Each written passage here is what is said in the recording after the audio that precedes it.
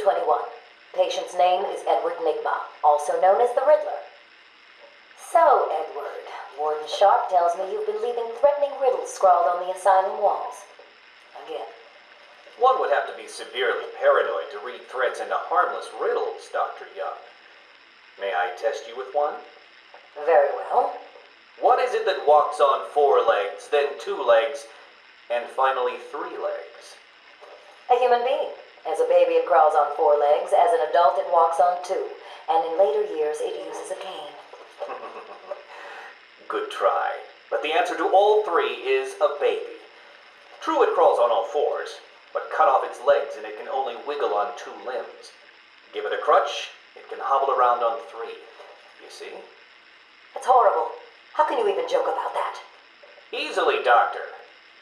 It's not my baby. Taped interview 39. Patient's name is Edward Nigma. At this point in time, I've yet to decide if Mr. Nigma is a suitable candidate for the Titan process. I'd like to talk about your childhood. Miserable. Next. By all accounts, that is where your fascination with riddles began. I believe discussing those years could explain your compulsive behavior. Very well. My father hated me. Always called me a moron. I see. I was determined to prove him wrong, so I entered a contest at school. A $20 prize to the kid who could figure out an almost impossible logic problem. I won, of course. And that pleased your father? Hardly. He was convinced I had cheated. He kept yelling, "You must have cheated! Admit it, you moron! You cheated!" I swore I didn't, and he hit me for lying.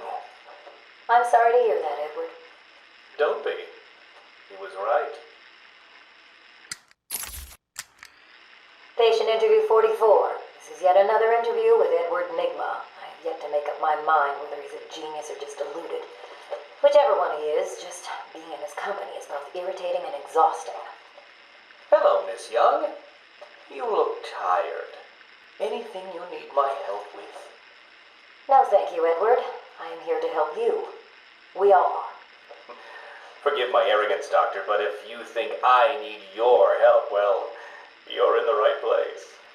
Let's look at it a different way.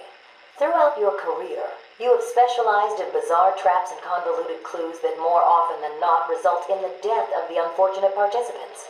And if the citizens of Gotham were smarter, my games would be merely an amusing diversion. Instead of death traps. You really should be thanking me.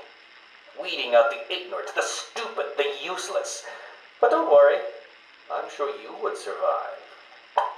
What a lovely photo on your desk, Doctor.